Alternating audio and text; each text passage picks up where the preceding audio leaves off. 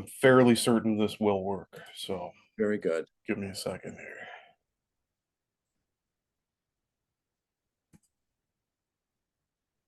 I'm just going to clear this other live one, or at least put it on private.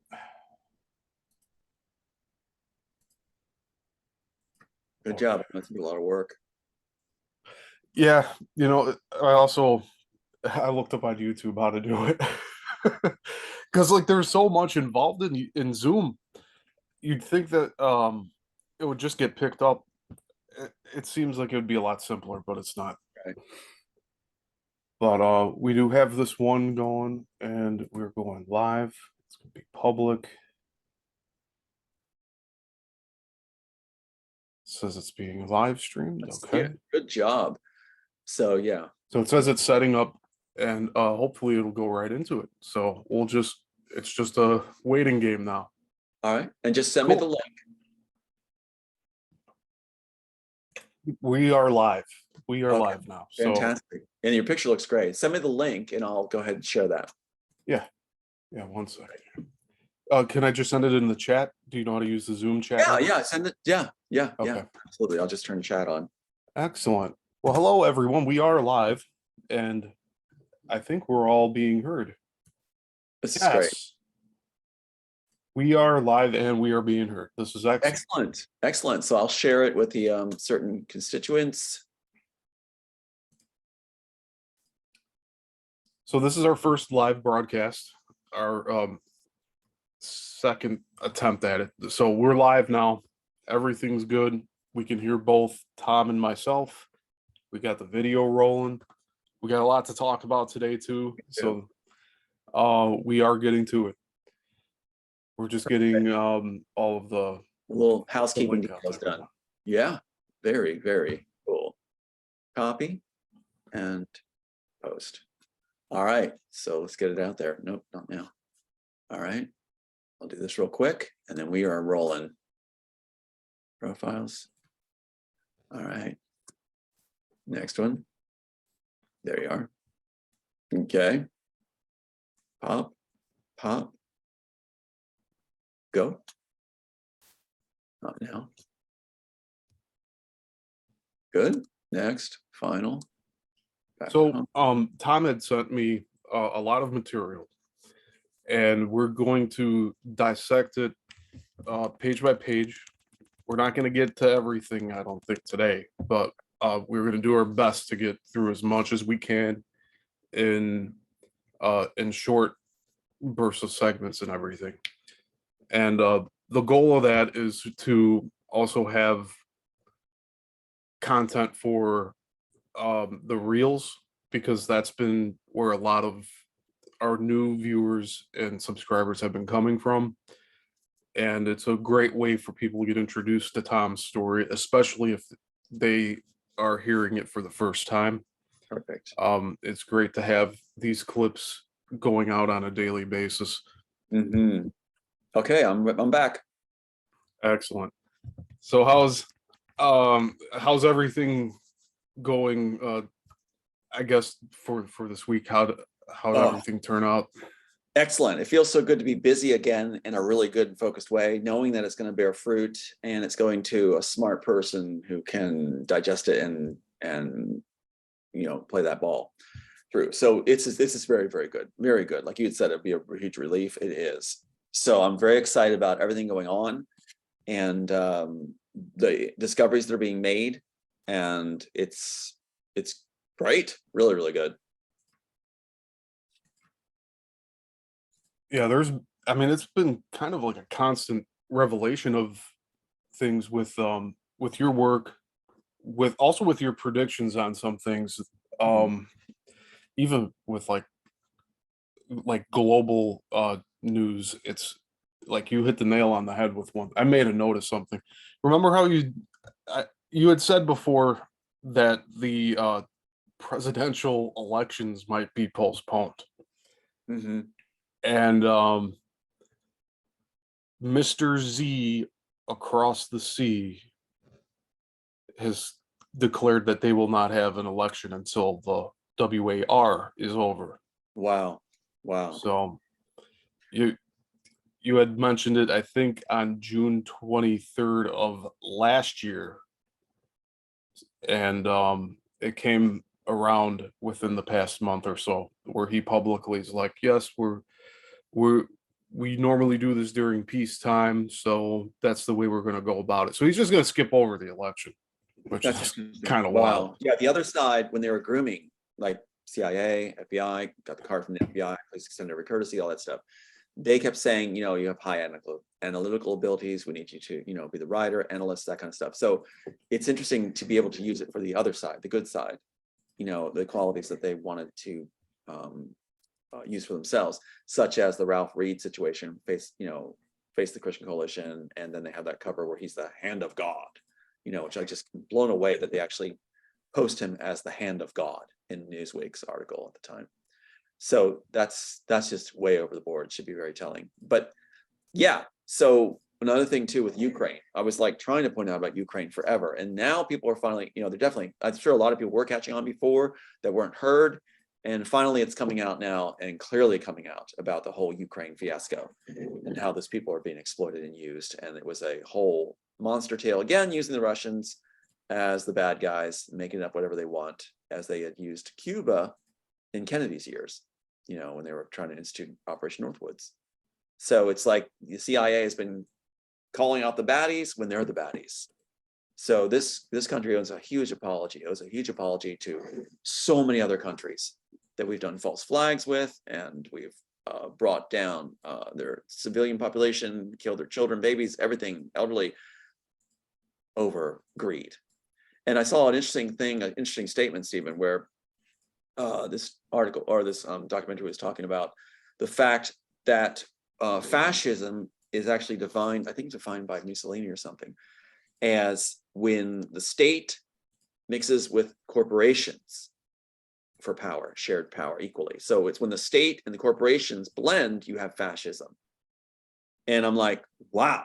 Then I've been trying to say it. People keep saying like we're trying to fight off communism, and communism is the big problem. No, fascism is the big problem, because we are a fascist state, and we actually took over Germany, made them a second to us, and basically employed all their people, and even the rocket programs and the bureaucratic industry. Even Robertson had all these ex-Nazis, something named the green card, and that's what became the U.S. They perfected the Nazi system.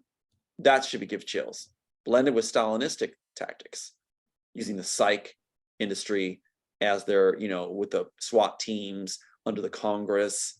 And the Congress, what they do is what lobbyists and congressmen, their revolving door, back and forth they go, benefit, benefit, benefit, benefit. We do not have a democracy. We no longer even have a republic. We have a corporate run fascist state. So Yeah, for those that don't believe that we are, I mean, just look at everything. You need to use critical thinking skills as an individual to really see how all of this is playing out. And if you're not really paying attention to that, then you're missing a lot of stuff, in so many words. but here's a clue too, Stephen. Who is the number one enemy of a fascist state? Who did Hitler go after? Who did Stalin purge? Who did he assassinate when he went into Poland? The Polish elite.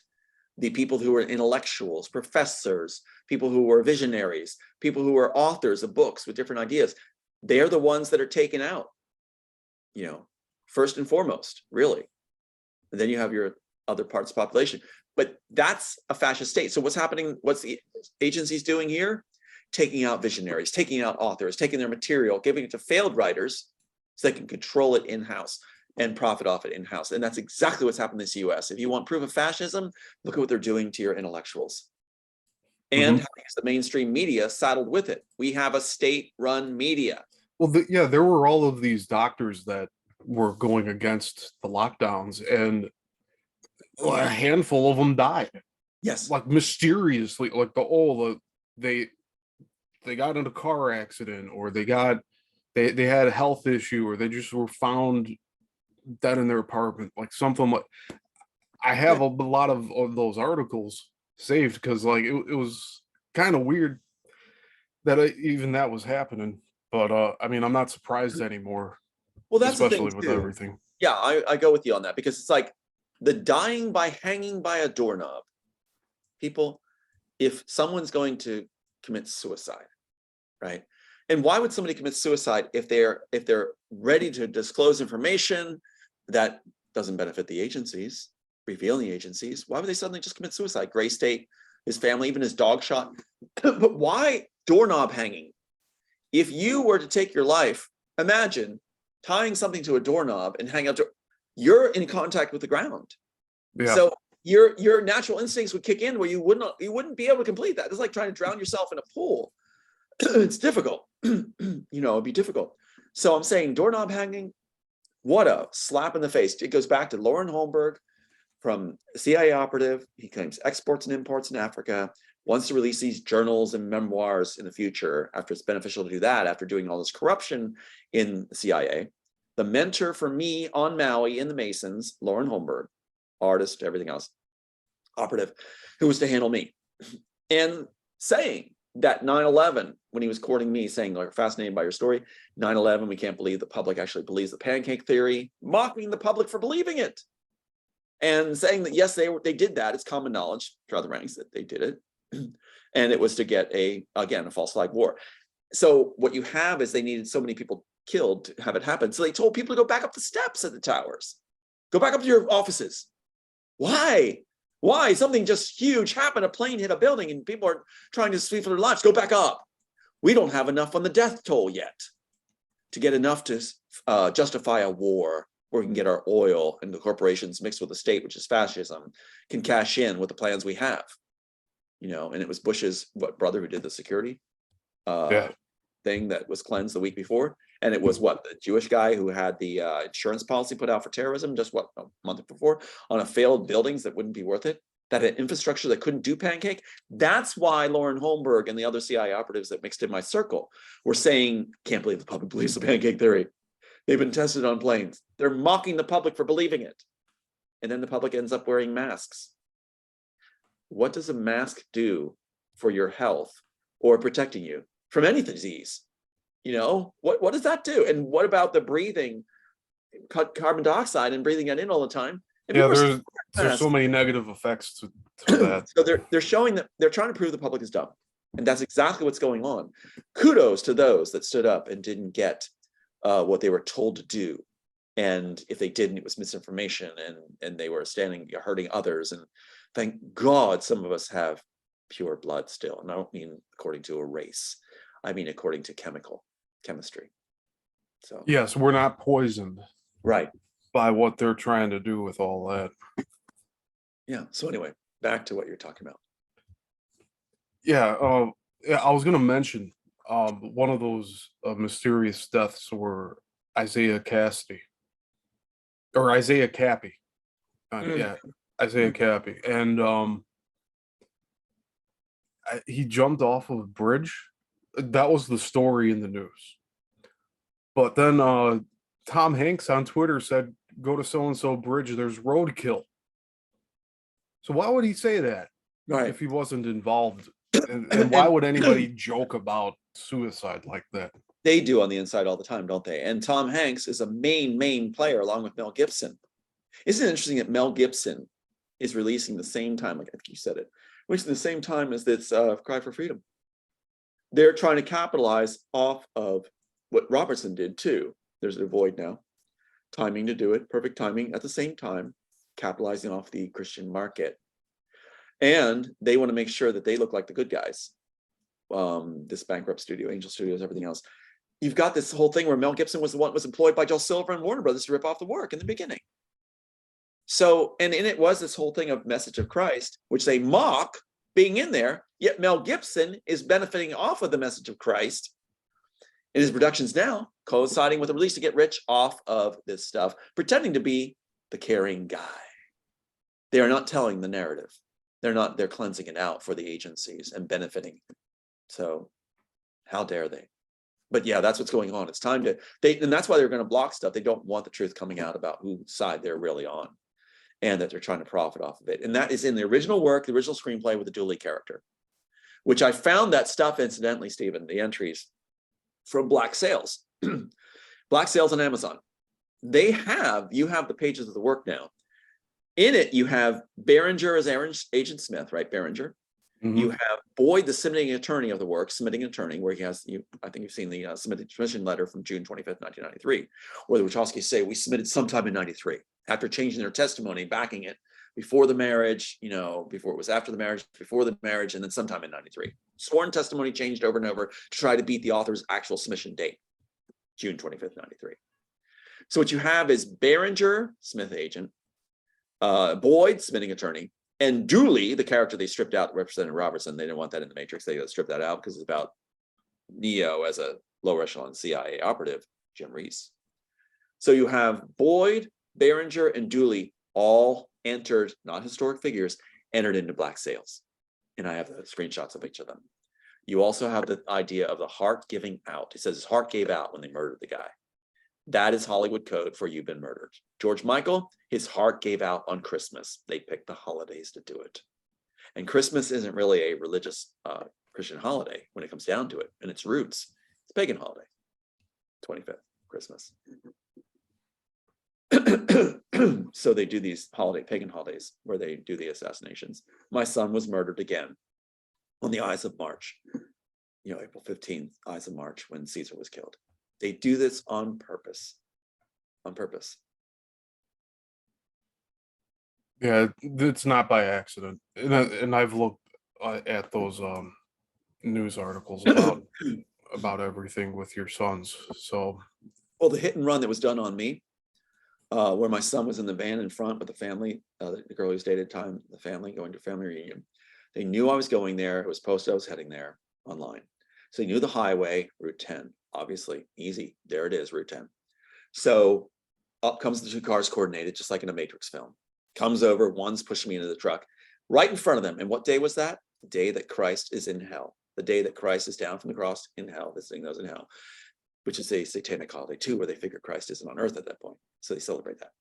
That's when they did the hit and run on me, where my son is killed in the Ides of March. So yes, it's planned out for these things where they match it to be clever. And they make sure they try to coordinate it. And all the shenanigans and theatrics they do, they're trying to make audiences go, well, why would they do that? Why would they do that? They wouldn't waste their time with you. Well, if you're worth 1.2 billion, as they say, then yeah, if you wrote the thing and have the copyright, as of this right here, the copyright to the actual Matrix story, and they're freaking out that this date predates the Matrix being shot, and in it is everything from Squiddies to you name it, Jackson Neck and everything else. Granted, more of a personal story from the people's point of view. Then you've got a problem. When the Wachowskis stick in your high school birthday, fiance's birthday, your birthday, all that stuff in the first graphic, they got a problem. So they will do this. They will go the full 9 yards and spend the money on it because they think it's worth it. If they can keep a portion of all the billions they made off the work, yeah, they're going to invest the money to do it and have fun doing it. mm-hmm. Again, audiences are smarter than this. They can figure this out. If I was the postman, the mailman, the garbage man, sure. If I hadn't written the screenplay, didn't hold the copyright that preceded the Matrix, yeah. If I do you not think they're going to invest the time and money to destroy and mock and try to break? And 2 dead sons? Give me a mailman with 2 dead sons that were murdered in Hollywood style. I hope there isn't any out there. Or a trash man, or a janitor, or something like that. Yeah. And then the clock face with the exact birthday on it. I'm sorry, once again, if your exact birthday is on a clock face, again, you have the stills of that. Come on, 7/259 in the industry where it's 10 after 10. Come on. I'm going to try to stop saying wake up. I'm sick of that whole using that as a woke thing, where that's actually Warner Brothers plans too. So one thing the audiences need to realize is that Mel Gibson, not good. All the grooming he has and stuff, he's supposed to appear like the good guy. He is a drunk that knows exactly what the Zionist movement has done in Hollywood. He even said it when he was raging drunk and then apologized for them so he could keep his rewards and honors. And then you've got Joel Silver. You've got these Angel Studios. If you're saddled with Netflix, that means you're working for the other side. So yeah, right there. It's not going to be. And I saw the trailer. I was so disgusted when I saw the trailer. I nearly threw up. So I saw the director. Yeah, let's touch briefly on that. So there's this new movie out called Sound of Freedom. and it was supposed to be released in 2018, or it was filmed in 2018. It was before the merger of 20th Century Fox with Disney. And when Disney acquired 20th Century Fox, they put this film on the back burner. And I guess like the production crew and team of that film went with another distribution company to purchase the rights from Disney to release this film. And now it is released, and it's kicked Indiana Jones's ass in so few words. But it's still a property that used to belong to Disney. And what did Joel Silver do when he threw it? When the case was thrown, Joel Silver announces Oblivion. Who held Oblivion for him? Disney. And no other offers made to anybody else. Only Joel Silver held for him when the case is thrown exactly. And they didn't even finish, like I said, they didn't even finish the novel. They didn't finish the Oblivion novel. They said they don't need to after they threw the case, because they don't need the supposed plausible source material anymore. Yeah, just like with the Wachowskis with the first draft of The Matrix, making it or turning storyboards into a graphic novel and not even having a script. That's how to lift it. Right. Keep in mind, Matt Damon, the rest, they did not see DiCaprio. They did not see screenplays. Will Smith, when he was approached to do the work, when Sean Connery was, not shown screenplays, only visuals, because the Wachowskis were too lazy to write it down. Sophia Stewart, the plausible claimant that Warner Brothers and the attorneys for Warner Brothers were using to say, hey, it's her work, never completed a screenplay. 30 pages, she calls it her manuscript, 30 to 33 pages, she sent it to me about the Bible and Star Wars. Not even the screenplay. They're too lazy to actually write it through. It's not there. As a writer, you have to be passionately invested in your vision and work in order to complete a full screenplay. It's hard work. If you do not, if you're working with somebody else's, you don't do it. Blomkamp, for what his name is, who did District 9, said he was so excited about the scene where the pods are flying and the barbed wire and the people looking out from the city, Short Life for City, which you have. That's what he said. He was interested. That's what drove him to the work. And he said writing is like pulling teeth for him. Again, people, actors were not shown a script.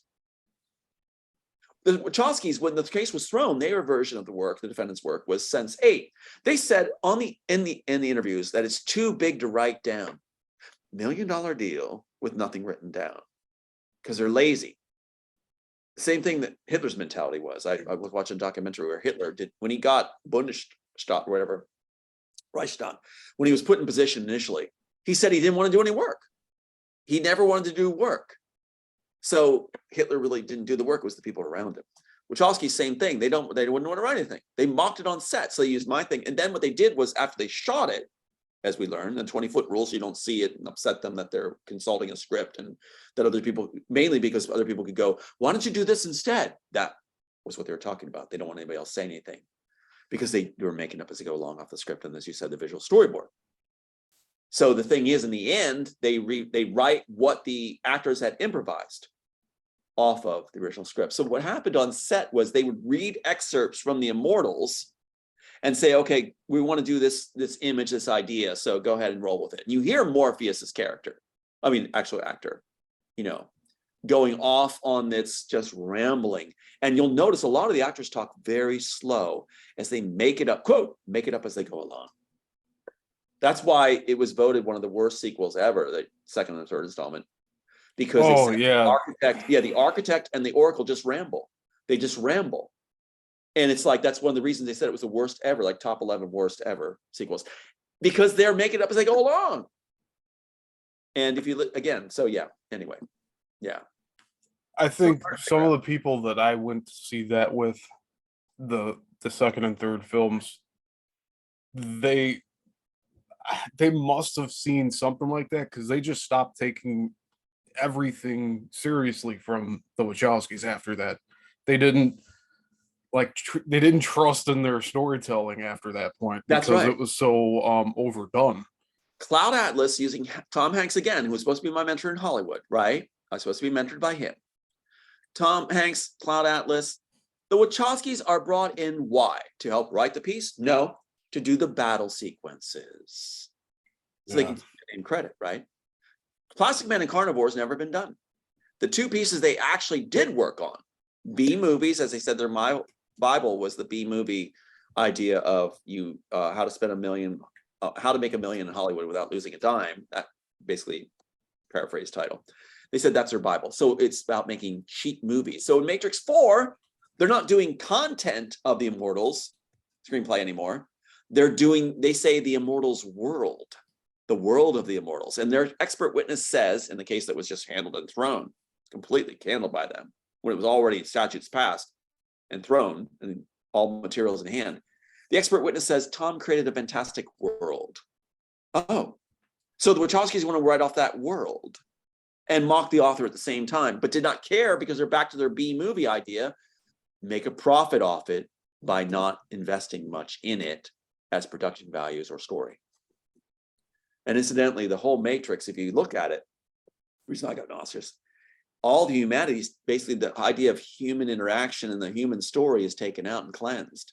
It's bang it up, shoot it up, sex raves, the thing in London where they had the people come with all their quote gear for the S&M scenes and stuff.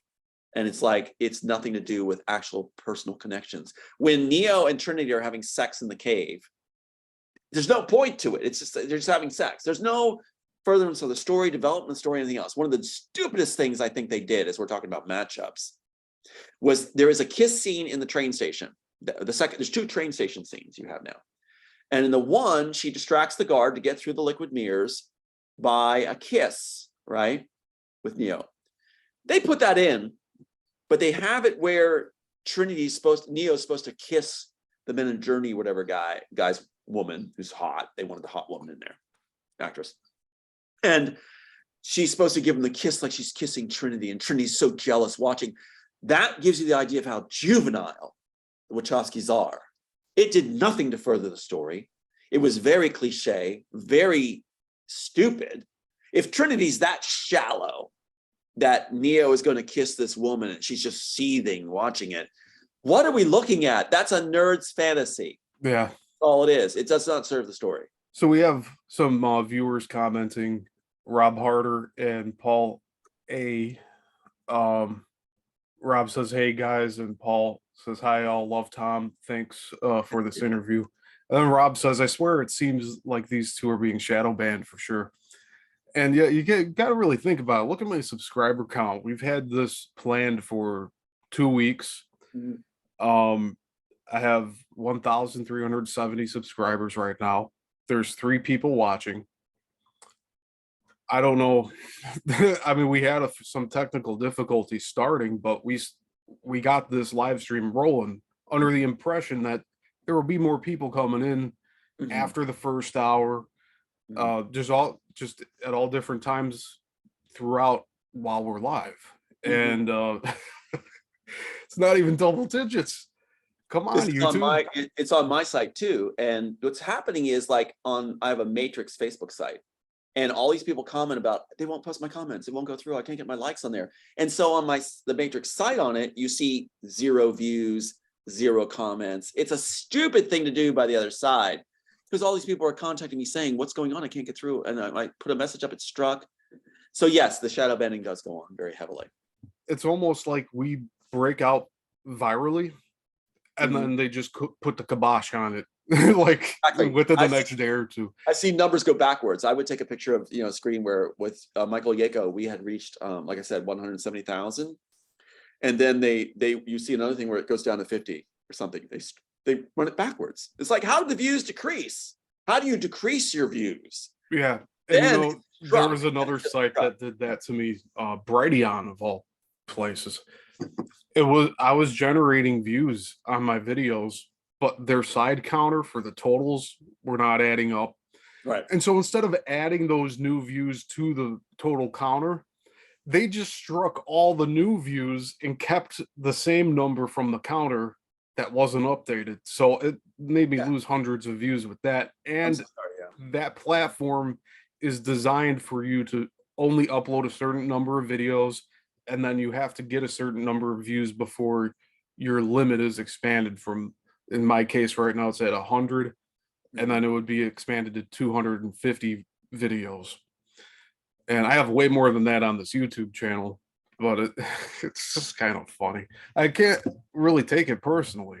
No, it's because I've been actually, doing this for a long time. Like I've had a YouTube channel since '06. yeah, Only in this past year was I able to monetize, and that's not even. I've made my first 100 in December, and I haven't gotten another Google payout since then. right, right. And Even so it's though like, the yeah. total is saying like $227. And That keep in that mind, is it. That's nothing. I hear you. I hear you. And I'm sorry, as kudos to you having the courage to do this and the wherewithal to keep going. It's like, that's what people keep saying to me. Most common comment I get given to me from people across the planet is keep going, don't give up. And Yeah. you're right. And I'm not going to. I mean, I'm not going to. I see you not giving up. And that's what Aiden always told me since he was little. Never give up, Dad. Don't ever give up. Even if something happens to me, Dad, you keep going, Daddy.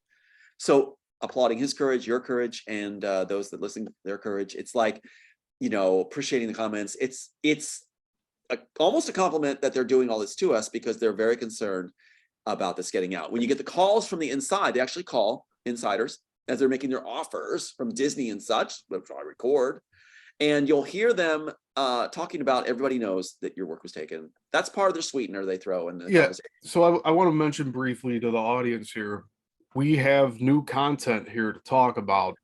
Tom was gracious enough and trusts me enough to look at these comparisons from his script and how they correlate to these movies that Hollywood has put out and hijacked his vision from.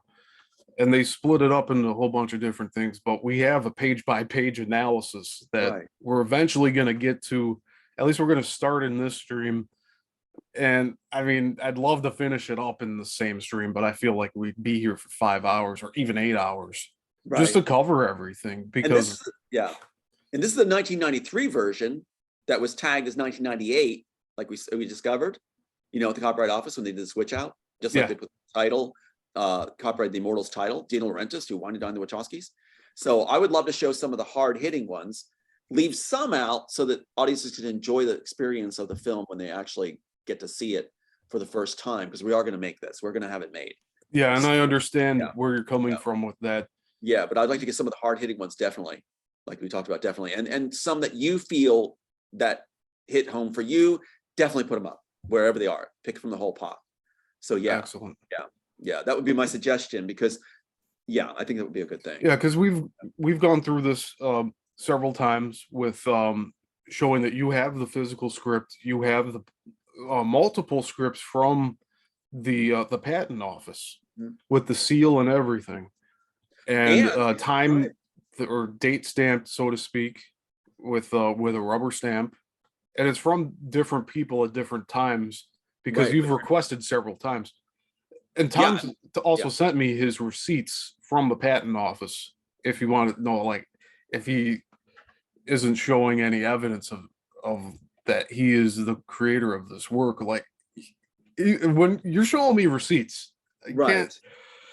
And then the tracking number and receipt from the submitting attorney, James Boyd. He has a tracking number to 4000 Warner Brother Lane Story Department with Elizabeth, friend of Bonaventura, tagged as care of Elizabeth to make sure it gets in the hands as Bonaventura instructed.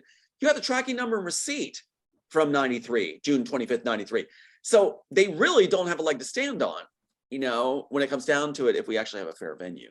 I But need to step away real quick, but I am right here. I'm just off camera. no worries. So what I'm saying is, like, this, one of these things, they try to destroy all the copies that were pre-1995. Thank God for this discovery. They didn't get this one. And this is the notation you can see on the top is to Greg Mazer, who it has all the floppies. So Greg Mazer in this notation, this is the first time he sent the Immortals script. And this is the 1993 version. Look how rusted everything is on the side. Yeah. So the 1993 version sent to Greg to do the battle sequences with me to help perfect them in 1993. So it's a real problem. Now he did his testimony. Yeah, I think that script is I don't know what else to call it, but the trump card. Yeah. Like And that, look, your 1993 script. yeah, it is the trump card. It goes over everything else that they've put out. Right. Tracking number, receipt, James Boyd's submission to 4000 Warner Brother Lane, care of Elizabeth, Bonaventura's friend in the story department. And there it is, submitting script, music, everything else, George Michael's, all that going in. And then you've got the testimony of Greg Mazer who is, he sends this whole thing and the floppy disks that are time stamped from 1993. So he's proving that, yes, this submitted was in 93. That was the big battle. The big battle was Warner Brothers, who took all these copies through submitted attorneys and handling attorneys and erased any copies that were from 1993 to 96, because the first time you see the word Matrix mentioned is 96. So they're trying to battle it that way, knowing we got all the proof and that throwing the case may not hold in the future. That's why Disney says he won the chess game. They're realizing audiences will figure it out later, where the card being played, he lost his case, will no longer hold in the future, because enough people are going to figure out that the guy who threw it was ineligible to practice law, right? So there he is, the guy who was a classmates with Warner Brothers lead attorney, right? So they're going to figure that out, that when he was fired, we have the emails, when he was fired, he allowed them to proceed to summary judgment without objection, which means the case is over. That means you're not going to show any evidence, which means you have to show triable issue. One means you go to court. We've got all these Jackson Neck and everything. So he blocked everything after he's fired and had the audacity within a half an hour to send an email saying, I allowed their phone call that I gave them to be the meeting required by the courts, and I allowed them to proceed to summary judgment without objection. Can you believe that? So when just you a bunch of snakes. Yeah, when you hear, oh, his case is thrown, that's where I get really frustrated with the public sometimes, is that don't fall for that. And anywhere they've just blanketed the net with he lost his case, the judge saw it. Come on. And then the judge that was in the pocket was appointed by Bush's administration and Robertson's Law and Justice Center to make sure he wouldn't be a second-class citizen. Robertson wouldn't be a second-class citizen, he says, by having judges make conservative decisions. So Gary Klausner was the first appointment by Bush, President Bush, and his dream team, which was Jay Sekulow and Robertson's team. So yeah, it gives me chills that Trump's personal attorney is Jay Sekulow, Robertson's main man for subverting our world. Oh my God! You gotta quit. So again, God. People who may assume my political stances, I am independent, and I'm not going to get into where I was a few years ago, but I mean, I'm questioning everything. That's the only way we can navigate through all this. That's right. I was told Trump was standing by to see if we succeeded, then him and Giuliani would jump onto our bandwagon. That he knew that my mom would promise that she'd have dinner with Trump and that he was standing by. And if we succeed, then we're heroes, we're influential. Then Trump would have dinner with my mom and I, which he wasn't a big Trump fan. And he would latch on. So this is the game, the way they play. This is the game they play. Now I'm a little upset about that. It's like I'm just being played like a card for power. Yeah, it's not cool. Can I use you? Can I not use you? That's how Washington, D.C. works. Ideally, you'd be able to freely express your ideas through script writing, and these studios, if they had any like heart or backbone or soul, they would let you take credit for the work that they're using. That's right. So think of the Immortals, like you have the pages. Jim Reese, which they put in Amazon later in the terminal list, where you're on a list. Robertson's people said, you're on a list, Tom. You're going to be taken out. You're on a list, a blacklist, won't be used. That happened ever since 1988 when he's running for president, when he blames me for the presidential loss after I was being groomed to be the face of the Christian Coalition. Provided everything under the sun. So what they do is they put you on a list. So in Amazon Prime, they have the terminal list with Jim Reese. Well, who's the character in the Immortals? Jim Reese. Yeah. Right. And that was also a name you made as a secondary name, like it wasn't in the first draft. Right. So I do want to point that out as well. That's right. The earliest version that was being worked on in 1989 through 1992, it was not Jim Reese. It was like Baxter or something. It was a different thing, different name. So yeah. And then it falls into place. By 93, it's securely there. Obviously, Jim Reese is it. Now, see, if I was in Sophia's position, I would actually use that Baxter name to give it more credibility. If you're trying to take credit for your work, why wouldn't she go back all the way to like the earliest drafts? Instead, she's pushing a book that she self-published, and from what you've revealed to us, she was put out there by Warner Brothers to take all the arrows that the critics would first. They basically took your thunder away twice in a way. Firstly, by Absolutely. taking your script, and then by pushing someone forward pretending to be that author. It's all sanctioned by Warner Brothers, or else they wouldn't have let Sophia Stewart go out and talk like that. That's right. And employing the tactics of the art of war, as they all like. Hey, Bella's back in the chat on YouTube here. Yay. But that's the thing. What they do, hi Bella. What they're doing is they're taking then the case, they're making litigation, which they told me to do. Their people are the ones that pushed me to do litigation through that whole series of pre-planned stuff with the right people in place back in '93 to handle it. Back in '93. Keep in mind that Lenny Coco, who was best friends with Bonaventura from Warner Bros., who still claims he discovered and shepherded the Matrix story, right? He's best friends with Lenny Coco. So Lenny Coco is the one that was in place with the handoff firm, ready in Pasadena, for 2014. So 1993, 2014, who has Miriam Espinoza as their paralegal, who is the relative of Lenny Coco. See? So everything's put in place. And then they have my daughter marry Ralph Rios and Associates, Ralph Rios, his relative, Jacob Rios, both from Texas in Pasadena. And that's in 2014. He comes into her life, and she's estranged from me. So there you go. So that's the little girl in the Matrix. So what you have is they're covering every single base. Mike Lang of Disney handling the honeypot wife, Rebecca Lynn Northcutt. What does Robertson do when the case is thrown? They open a restaurant in Virginia Beach called what? 5 stars, 4 to 5 stars, called My Becca. That's how they do it. Isn't it incredible? Yeah, it's all a demoralization thing to try to make you go away. Or at least put you in a cage where they can control you and use you as needed. Part of the whatever process. their sadistic needs are. Part of the process. They say, okay, well, they let you know about it. So that's why they put it in plain sight. They let you know about it. They try to say, look, it's right there. But audiences will never pick it up. Yeah, so I'm gonna let the live audience know now that we do have material to go over. Tom, yeah, let's go ahead. Yeah, do you want to go over the headphones one? What's that? Do you want to go over the one, like some of the killer ones, like the headphones, driver, screen? Yeah, if you have ones that you have picked out. I'd love to start with that, just as a, I mean, the so visual. What page is it? So yeah, basically Tom sent me these basically a page by page comparisons of his script to what has been used from his script in other movies throughout the years. And it's more, you have to think of this more as like it's been peppered throughout all these studios. So it may be a hard concept for some people to follow, but if you put into perspective that all these studios are under one umbrella, and we'll call that umbrella Hollywood, they have this inside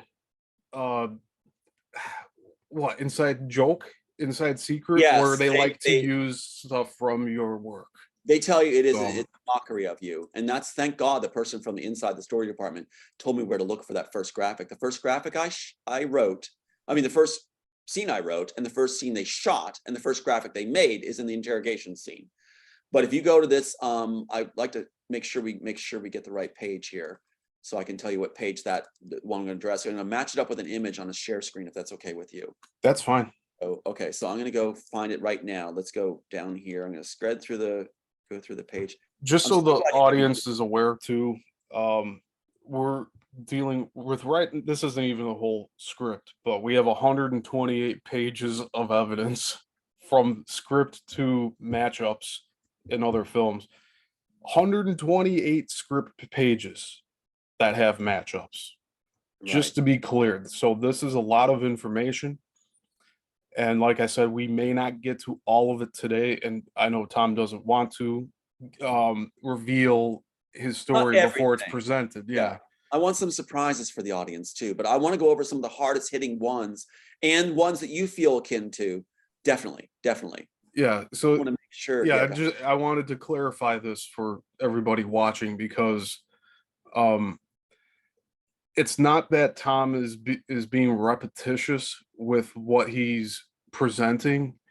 It's that these are the most blatant uh acts of plagiarism that Hollywood's performed with against Tom, and he's trying to get his message out, and there's a lot of suppression.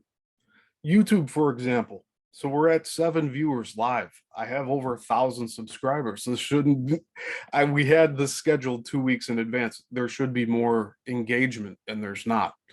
So when Tom is going over stuff again, it's stuff he remembers. It's stuff that has happened to him, and he's telling his story.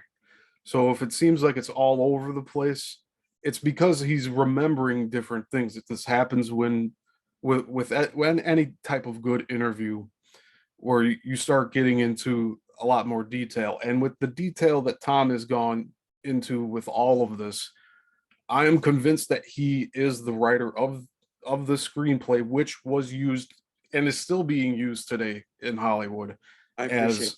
as their whole I guess their crutch to stand on because they don't have any original ideas. I was thinking No, that too, like 15 years ago. I'm like, yeah, they don't have any original ideas.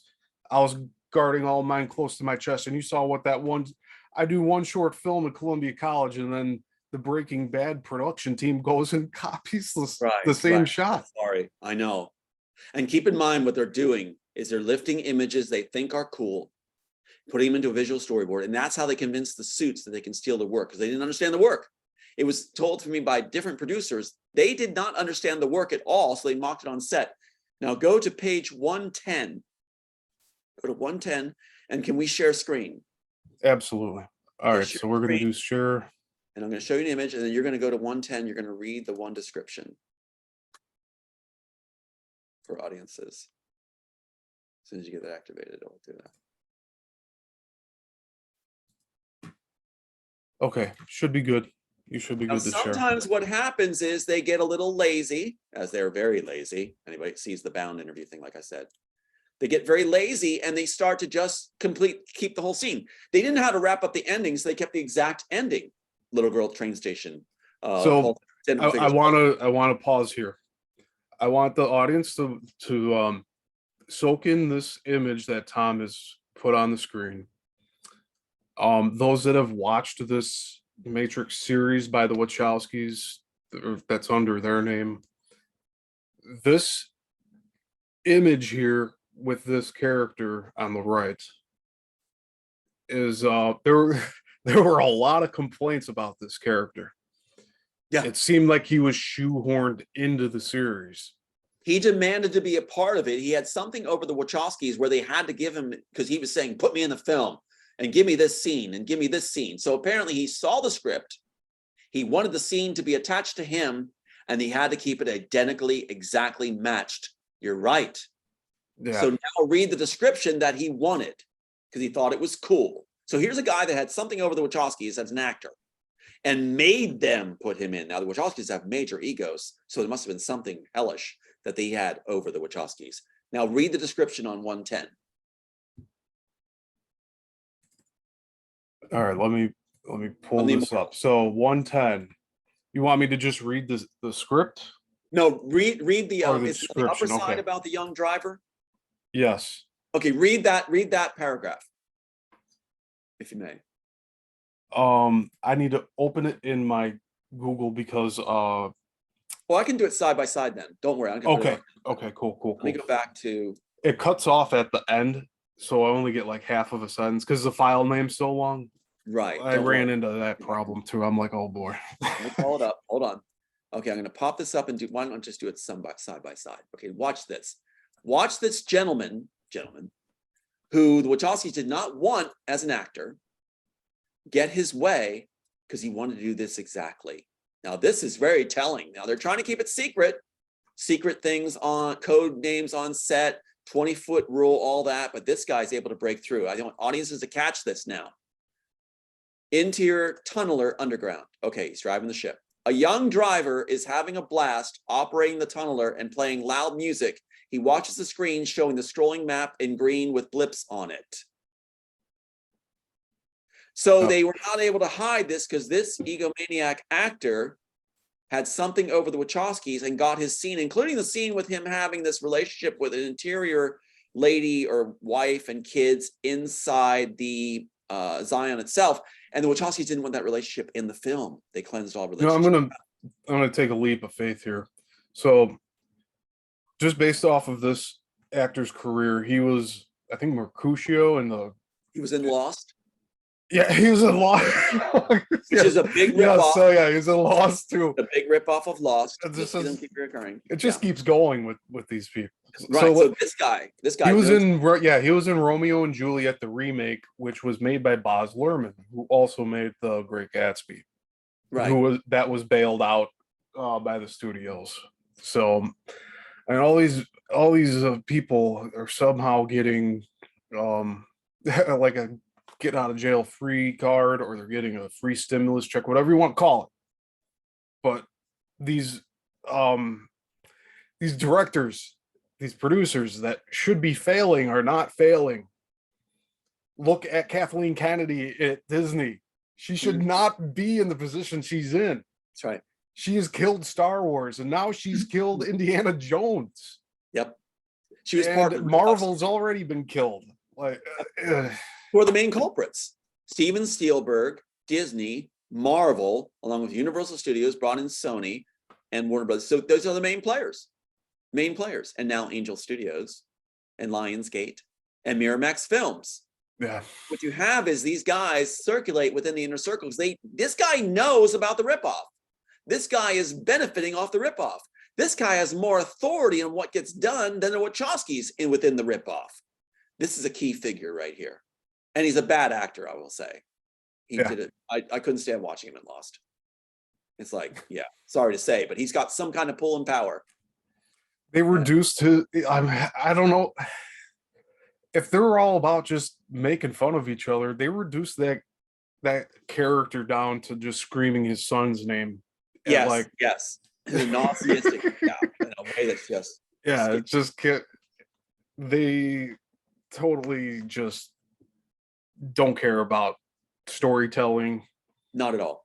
It's more of a humiliation ritual, which we're well aware of all of the different tactics they have with that. Yeah. The little girl. So that was page 110. What Tom just showed from his. So this was from the 98 script, or the 93 script. The 93 script. Okay. Which but it was part of the 98 script, but it's the 93 script. So it would have had more development in the 98 version, which they cashed out.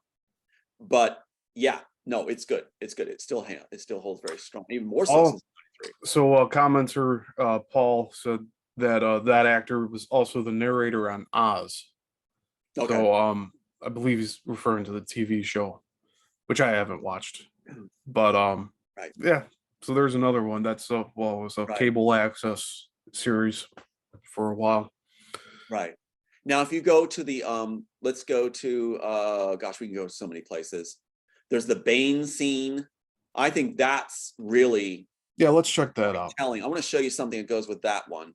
Let me see if I can find the Bane scene now. So Bane would be near the midpoint in this version. So that would be around page 58. So let me just check and look and see if it shows up there. Robot-like agents, yes. Glaring, and then you got the next page, which is page 50. Where's 59? That's where they do those blend around stuff. Let me go to page 59 real quick. That's 60. That's not it. Let's go to the one before it. Almost there with you. Here we go. So I'm just going to touch on this topic again briefly for the audience. So Tom has multiple drafts, as a screenwriter should, of his work. And we're talking about two different drafts today. First draft being the 1993 draft. Now, I'm not saying that was your first draft initially, but that's the one that we're talking about that comes first. Right. and then the 1998 version, which is a refined version, which you've been showing on camera for a long time Right. now. And since they're so freaking out now, remember that we were talking about the documentary being made, and that's when the head of Warner Brothers, that lady who was there for 3 days, part of the cabal, or three decades, actually resigned without a successor right when they struck my site. So that's because the documentary was not announced on when it would be coming out. And now with us working things, it'll be interesting. So let's go to share screen on that page, and I'll show you that page. And I think this will get interesting, how they go beyond the call to mock it. Keep in mind that Dustin Hoffman was supposed to be what's his name? Robert Bonaventura, Lorenzo D. Bonaventura had me on the phone pitching it all from Lenny Coco's house, his best friend. He said, who do you think would be good to play the roles? And I thought the architect should be played by Dustin Hoffman. Now, Dustin Hoffman has made my life a nightmare ever since, mocking everything from Meet the Fockers to Kung Fu Panda. He's always mocking the original author because it makes him better position in Hollywood to mock the guy who was saying that he should be the architect. So thanks a lot. Big welcome. Thank you, Dustin. So here you go. So share screen. Watch what he does in Kung Fu Panda. And first of all, we'll address the screen page itself. So in the screen page, what you have is, first of all, fans of the work, if there are any, would see Bane, this image of Bane, right? Mm-hmm. Neo is looking through Bane's eyes and sees this Agent Smith, who's our Behringer, right, in Immortals. Mm-hmm. So where did they get that from? And you've got Bane on the ship. You go to the scene on the ship. I'm gonna sneeze here. Here's Bane. Excuse me. God bless you. Thank you. Here's the scene. I'll probably do a lot more right now. Okay, so we got Bane holding Trinity at knife point, right? And there's Neo going to intercept, and he's going to see Smith through Bane's eyes in the shot you just saw, right? Mm-hmm. An agent looking through a lower agent into his eyes to see Smith. Let's go to the page.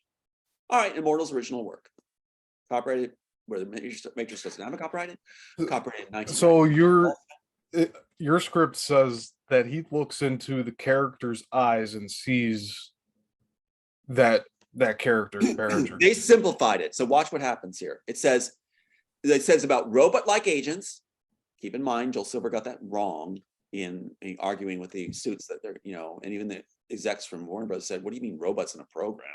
He's like, well, it's robots in a program. No, Joel Silver, boy, no brain. Robot-like agents. And there's the eye flicking to the left. So he gets it right in Oblivion. Robot-like agents with Tom Cruise in Oblivion. He gets it right after he steals the work and gets it from Disney. So what you have is you have the character robot-like, right?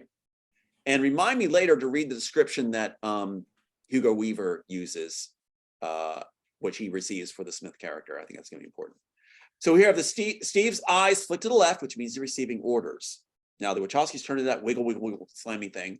They always overblow everything because it's not their work. They overblow it to make it more their effects. Steve's expression does not change, which is this Bane character. Mendel is the best friend of Neo. He's an agent who had his memories erased and is allowed to be friends with Neo. Why? Because he's going to be resurrected later and used later for the Cortex building by the architect's plan. See, there's always an architect, always has a plan. What free will we have, what we have is actually controlled by the architect. Now that's why the architect babbles at the end with the Oracle, because so badly done in the end of the actual Matrix trilogy is he babbles with the Oracle, where they said it was the worst 11 all-time sequels of all time, because he's babbling about what he thought was cool. The architect has control of free will, supposedly. So what you have is Mendel, the best friend, steps forward, but the Wachowskis don't like that. They take it out. They don't like the nice relationships. So they take out the relationship and they have Neo do it in place, just like the end when the Neo character replaces Christ figure with identical figures facing off. So here they're replacing him again.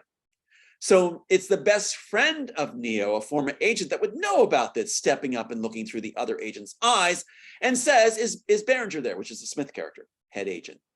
Kirk Behringer is Agent Smith. So he steps up knowing this is going on into the eyes of the Bane character, saying, is basically Smith there? So our character makes a joke.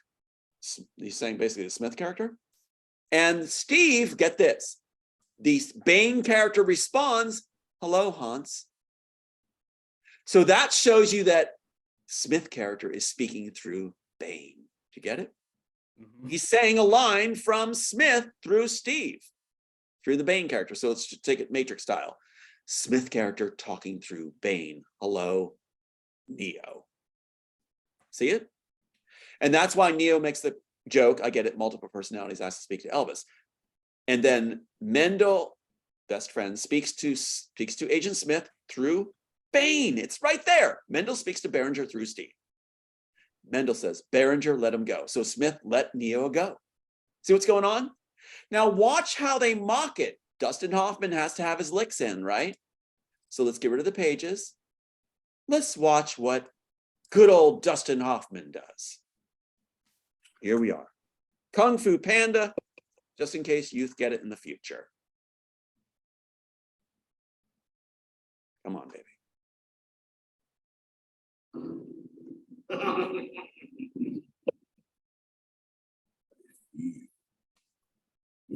He will soon be mine. Is he talking to which one? They're all talking. Oh, you're right. That's so scary. We should try that too. Maybe it'd be scary back at them. Okay, but we got a plan we're gonna say first. Otherwise, it won't be scary. It'll just be stupid. Not them talking, idiots. It's me talking through them. Talk. Okay. Enough. Yeah. Wow. Makes sense? That's a way to put it in a kid's movie, huh? Look what they did.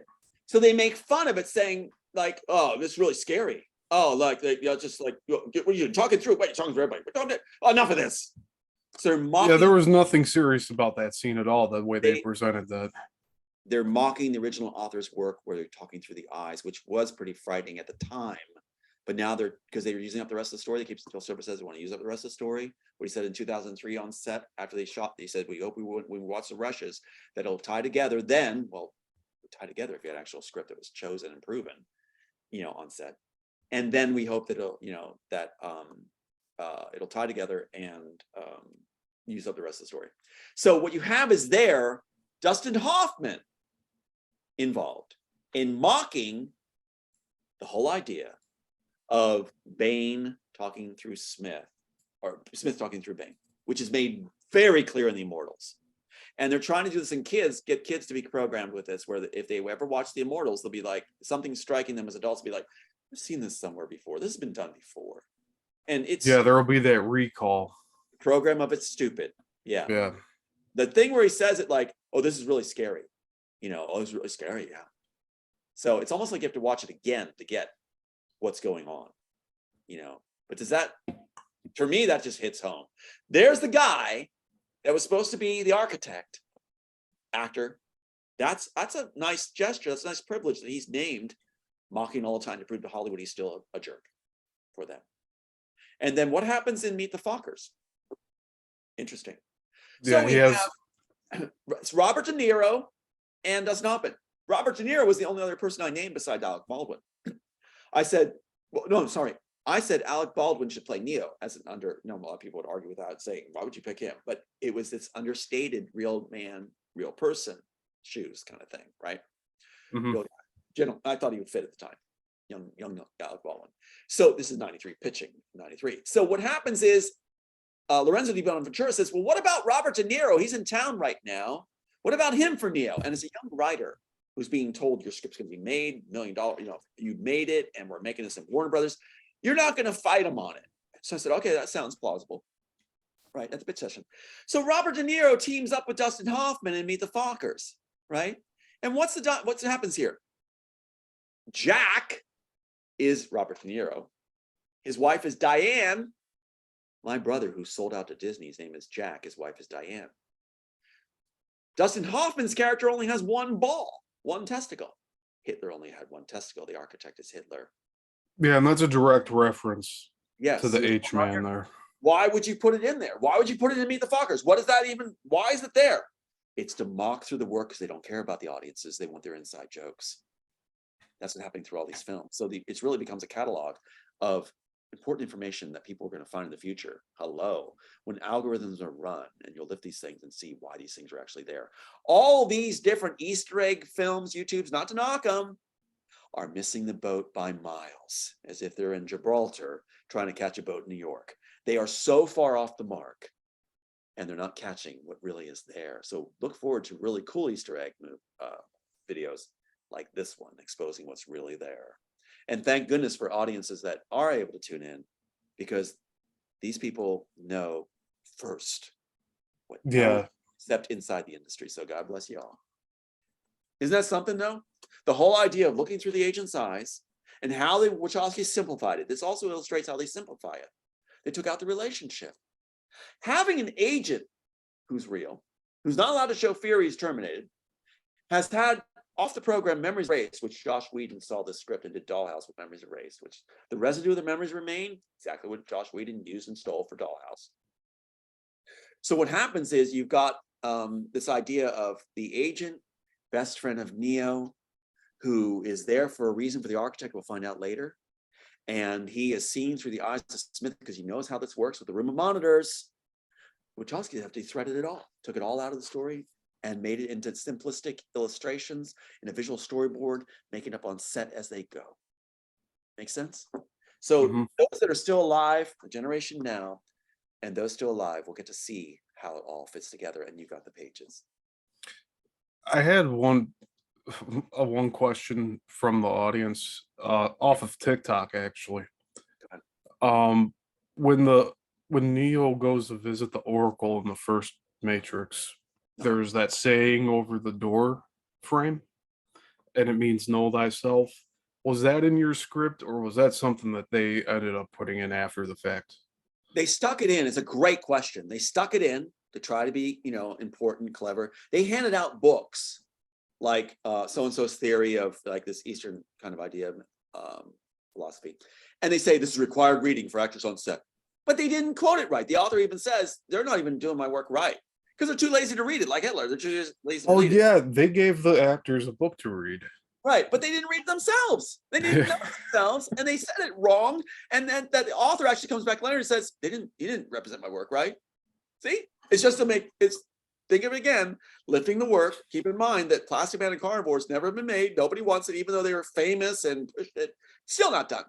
Yet that they cover it by handing out a book and say, you got to read this. That's like me handing out War and Peace and say, you got to read this, Stephen. You'd think that. Okay, so here's a question for the audience, and it's hypothetical, really. But you'd think that people such as the Wachowskis, who have been promoted as being the creators of the Matrix series, why wouldn't their pet projects or their early work that they really wanted to make, why wouldn't that get greenlit with the impact that they've had on the industry? Absolutely right. Absolutely. Because everybody's still talking about waking up, red pills. Like I constantly hear that every day, and I'm sure others have too. I'm trying to avoid saying you have it because I'm not speaking for you, but I hear it all the time, and it's not even part of the conversation. And somebody brings up, yeah, well, we're all still in the Matrix. It's been almost 3 decades, what, 93 to now, and people are still talking about these concepts which you originally came up with. Well, that's the thing. Other beings that we're looking in our universe, whether people believe it or not, wouldn't they be kind of like confused or have inquiries of why would you have original source authors of all these different work that were ripped off? Because, Gravity, Avatar, even Kill Bill, right down to Baywatch. I've been told all these have been ripped off and contacted by different authors. So what you've got is, and Napoleon Dynamite, what you have is a situation where other beings would be like, why are they not listening to the original authors? Why are they listening to failed writers that were brought in to be given the work so they could keep it in-house in the studios? That can't explain it and said they're too shy to do it. Can I show you the article real quick, just a side shoot of what the Wachowskis say after the case is thrown for locked in? Because they said everybody knows they were too shy, right? Too shy to do interviews, right? Too shy. Look at this title in September 29, 2012. After Joel Silver and Mike Lang of Disney leave unexpectedly within a month, because I was going to go forward in April 2012 to the judge and say, look, they're not serving defendants, they're running my latches out. So they all flee, and then they attorneys for Warner Brothers reconstitute Rankin's license ineligible to practice law, like we said. And oh, Tom, I cannot believe this article. They want to be called Wachowski Starship. oh my God. Oh, this is it just keeps getting better and better. Look at this. Look at the timing too. I agree, Steve. Look at the timing. So September 29, 2012, after they get Rankin back in position, stipulate to serve the defendants after it's missed. They won the case. They ran latches out, but they got to get all the materials. So they stipulate to serve Joel Silver and the Wachowskis and Warner Brothers. They're Warner Brothers. Think of it. Warner Brothers attorneys stipulated, special stipulation, go ahead and serve our people, our clients. Go ahead and serve them court case subpoenas. It says in the title here, no longer press shy, which correlates with they were quiet during the court case, and once it was thrown, they felt like they had the freedom to talk about anything and everything they wanted. And when was it thrown? 2012. And the date of this article is September 29th, 2012. That's right. It was thrown actually May 2012. You watch the exit articles of Joel Silver and Mike Lang are April 2012 and May 2012. Then they go right back. Joel Silver, it said, severed his relationship, 25 years relationship with Warner Brothers, and had to move off the lot. And it's back 6 months later because they had the defendant served. The Warner Brothers, again, listen to this. The Warner Brothers attorneys stipulated that their defendants could be served after they've already won from running out latches. They need my materials, they need my notes and all my drafts and everything else, and throw it publicly. So then after the case is thrown, each defendant announces their take on the work. Warner Brothers, Elysium. So I hope this is making sense to the viewing audience here. That there was all the stuff that happened in the 90s with Tom's script, and it eventually turned into the Wachowskis taking the Matrix script and all that and being assigned by Warner Brothers to be the figureheads of all this. They had Tom's script in hand on the set. Mm-hmm. They had that 20-foot rule that I've never heard of since.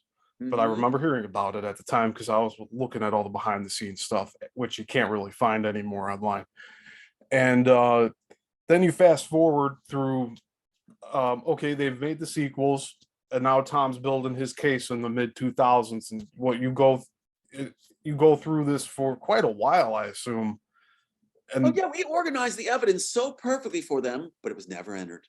Keep in mind again, Tony Rankin, suspended license, running the latches out, case is destroyed. They stipulate to go forward anyway. It's already over.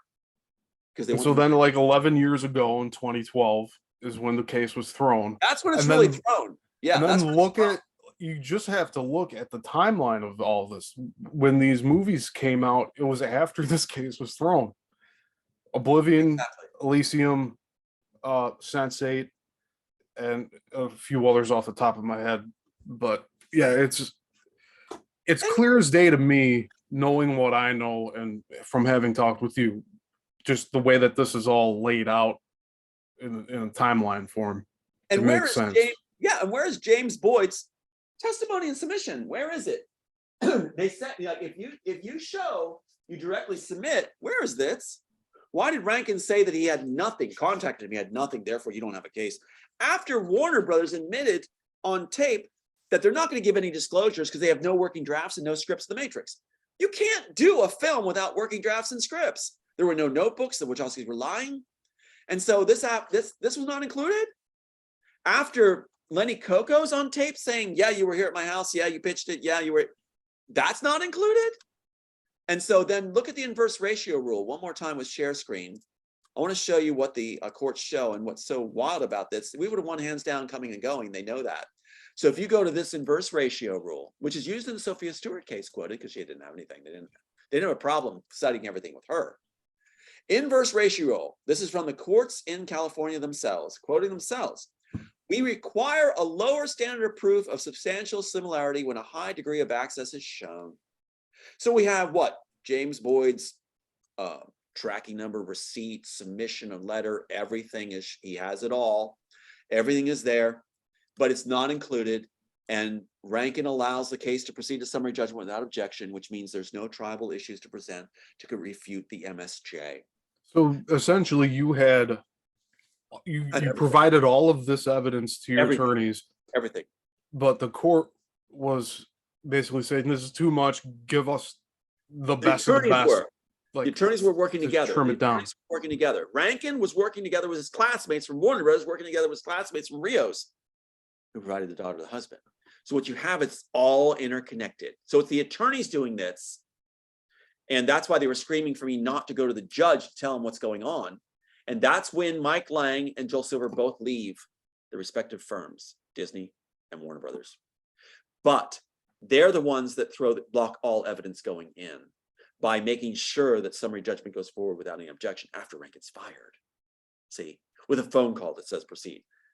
I had all the evidence laid out so clearly, it never gets to the judge. Never does. And So it's so that's unfortunate because you had everything ready to go. everything.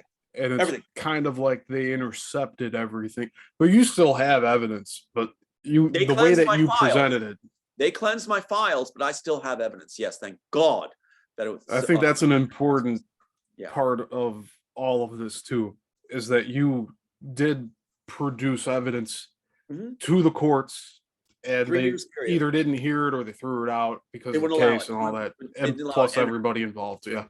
Rankin, we have a thing where Rankin's editing out the filing after he filed me pro per and forged my signature.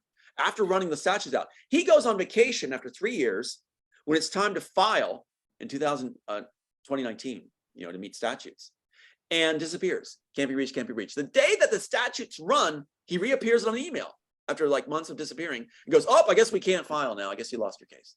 It's in the email trail. Yeah.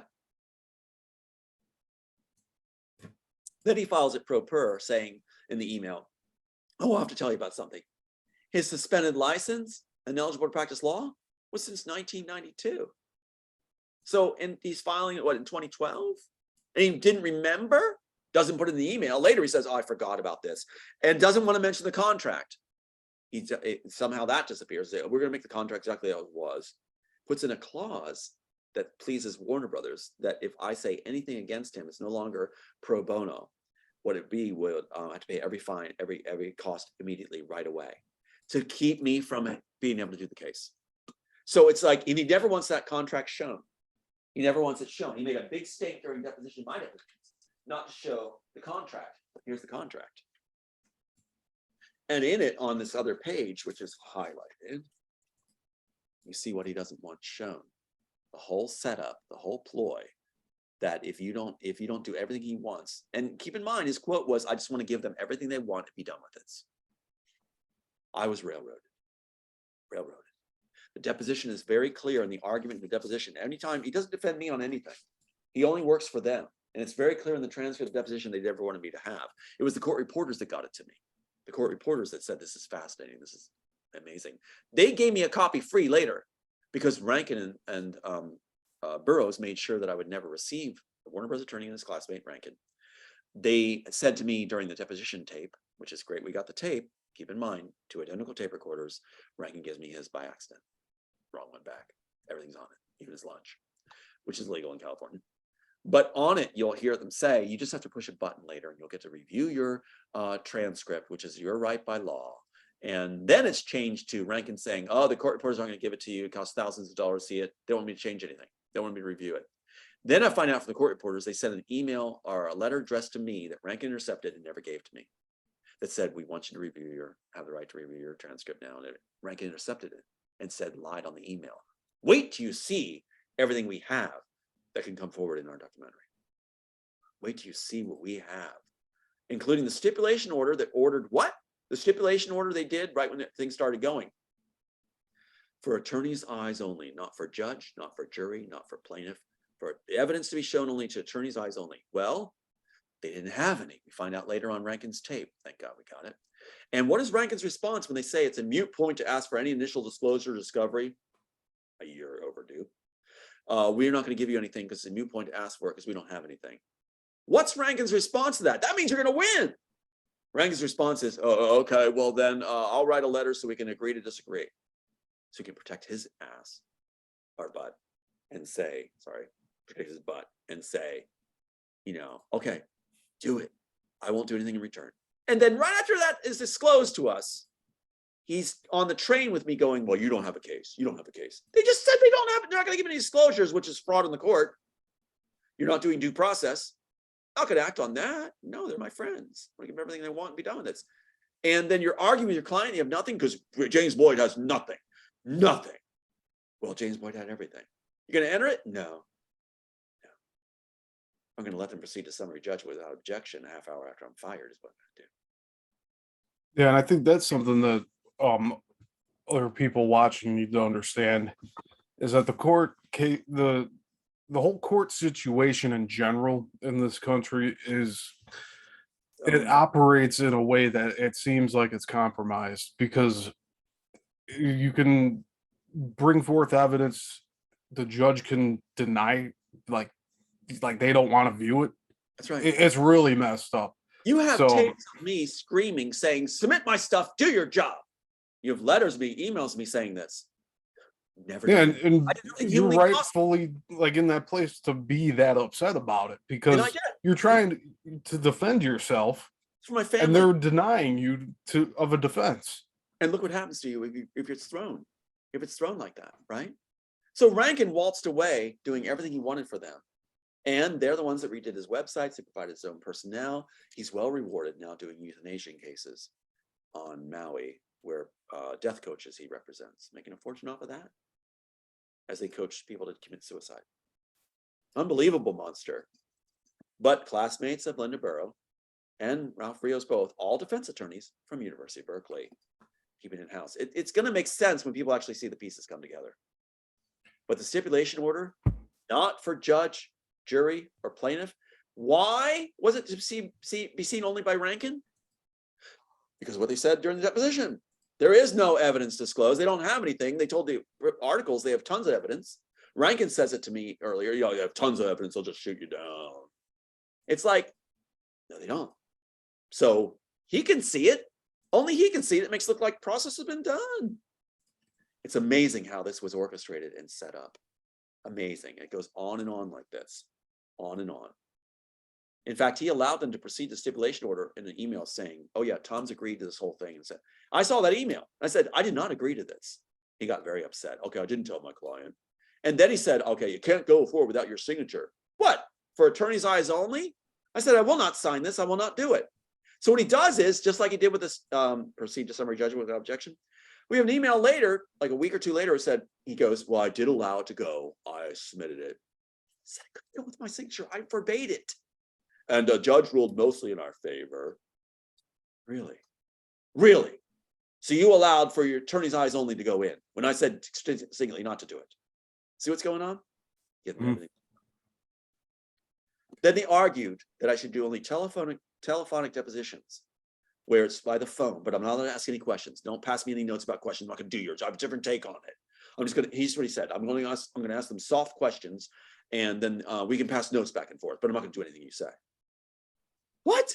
It'll be an advantage for us, telephonic depositions. So he says that we're going to do telephonic depositions. Then we see this email from Warner Bros. Going, we're going to do telephonic depositions, only telephonic depositions. Yeah, it's a way of suppression. They're in and the then plus you don't get your face out there to your name. And then look at all the deep fake stuff with video right now. They can easily make up your voice if they wanted to now. Oh yeah. Which is well, he forged my signature. Yeah. It's unbelievable. So, I mean, there's so many things we can touch upon, like the ending. Keep in mind, the Wachowski said on set, remember the 20-foot rule, where people were getting frustrated because it wasn't getting shot in time. Yeah. So they're trying to figure out how to end it. They can't figure a clever way to end it, obviously, if they're lifting everything out of context. So there's that interview where they said, everyone said to blow, like we said, everyone said to blow it up, blow up the Matrix. And they said, we're going to keep it exactly as it is. My exact ending. Which I mean, I had heard also that they were taking a long time because I guess Hugo Weaving's hair was falling out or something, and they needed to make all the clone or the copies of him all match what the other series was. Yeah, that might have been an excuse because they were having a terrible. Yeah, like that's probably one of the many setbacks that they encounter, and I'm sure, yeah, I mean, the crew's gonna get upset over that if you're not on schedule. Absolutely right. Everybody gets stressed out then. You just I'd raised like to talk to some of these other people that were on the set that feel like, or at least are aware of what's going on, and have them share their side of the story too. exactly. Now But you just made me think of something very important. The Smith description. I want to share that page too. What Hugo Weaver read from the original screenplay, or was told to develop his character. I think this is I think it might be interesting to people. So I want to find the page where we have. by the way, I love that you call him Hugo Weaver, What is but his name? What is his name? Weaving. Weaving. Weaving. I guess I'm just. But going. no, it's funny. It's funny that you're calling him Weaver. But no, I just want to correct the record on that one. In case anybody wants to come in and be like, oh, Tom doesn't know what he's talking about. He's calling people different names. Right. Tom doesn't really care that much about the actors' names at this point. Like, he has other names on the mind and other dates and stuff. So it's gonna happen. Well, I'm sorry, but I apologize. Let's go to that page and think of that character, Hugo Weaving. Thank you for pointing out to me too, because I keep saying it wrong. Yeah, there's no worries. Let's look at the description he read when he came up with his character. Now, how does his character act? It's kind of unique, isn't it? Iconic, isn't it? His character, right? Absolutely. Agent Smith. And what would you describe his character's personification as? I mean, I'm not asking you to match it to me. I'm just saying, really honestly, what do you see in his portrayal? It's kind of a slow, deep, yeah, articulate, face. And also curious, because they were adding layers of humanity to the character for a while. Trying to, right. So let's take a look at what he actually saw as the description, as the people are now coming forward and say, yeah, it's used on set, including the fight choreographer. So this is used on set. It's being proven by the people that were there. So let's see what Hugo read when he's on set for the first time, when he has to decide how to develop his character. And here comes the development of the, on page 20, he gets to see. And this is very important. When we did Shakespeare tours and things, we were told, look at what Shakespeare says for the description of character for your first interpretation choice. It's there for you written out. So let's see what Hugo reads. A door opens as a group of preoccupied and serious looking men and women in business suits exit a briefing room. Now you cap the first time you see the character in the description. Kurt Behringer, a stern looking man in his upper 50s, is among them. He is meticulously groomed and moves with a calculated grace. So there we have the first description. Yeah, calculated. Reads. Yeah, calculated, and it says earlier, robot-like. So you put robot-like with meticulously groomed, moving with a calculated grace, and now go into Hugo's mind, where he has to develop something the Wachowskis will accept. Wachowskis like it simplified, so they like a good laugh. So now, if you play Hugo Weaving talking as Smith, and you realize robot-like, meticulously groomed, moving with a calculated grace, and operating with a calculated grace, you start to get a robot-like calculated grace speech pattern and presentation. And if I was to follow that description and it was going off of solely that, with the Wachowskis having no idea what it meant or what the original author meant, as they said on set, they had no idea and just mocked the work, I'd probably end up with something like, I've come to see who you are and discuss matters with you. Sure. It fits, doesn't it? It fits. I think these are the things that'll be interesting to people that you'll never get from the Wachowskis. You'll never hear from the studios. But the original author has been clued in by those that are fans of the work, and that is the producers, performers themselves, and the fight choreographers and others inside Hollywood who are. Yeah, I want to challenge anybody watching or listening now, and in the future, if you're watching later, of course, go try to find any videos or audio interviews with the Wachowskis of them talking about their passion project of the Matrix and the details. They don't talk details like Tom does. In fact, there's nothing at all from what I've tried to research you can't find any source material. It's very it's mysterious. Their whole persona is mysterious, and now they're hiding behind even other, like, multiple personas at this point. Exactly. I appreciate you saying that too, because now we're showing the full picture, full pages where they're saying you never show the pictures. Well, we are. The Chicago like Film Society, what the institute I showed you of Andy, the bald brother that's now wearing a wig and a dress, and he's sitting on stage like 2 months ago in Chicago doing a Q&A. And instead of, like, you'd think they'd be talking about the Matrix, right? Right. Instead, they're just rambling on about these different things, like, oh, I feel like they're being very what's the word for it, like pompous. They're it's like they're so full of themselves, they're just talking about themselves, and they're not talking about their work. Yes, the ego definitely kicks in. You see the ego take the place, and that's what always happens. They become very egotistical, these different parties that get the works. Rather than talk about content, they fluff it up and fill in the missing with ego. For example, I would love to hear stories about Andy and Larry on set before shooting a particular scene and talking with actors, and maybe something that the actors said back to them. Yeah, but they don't share any of that stuff. You'll see clips where they're mocking the work on set. Like there's one clip where they go, they call him over because Morpheus, the Morpheus character, got injured or something on set. They call him over, and you see them come over like this, like what? They weren't even watching the shot been done. They weren't even watching it. They don't care about the film. They're mocking it on set, and they're coming over like they've just caught joking around rather than actually doing the set work. Yeah. So yeah. So one thing I'd like to go with you too is the train station scene again. Absolutely. Possible.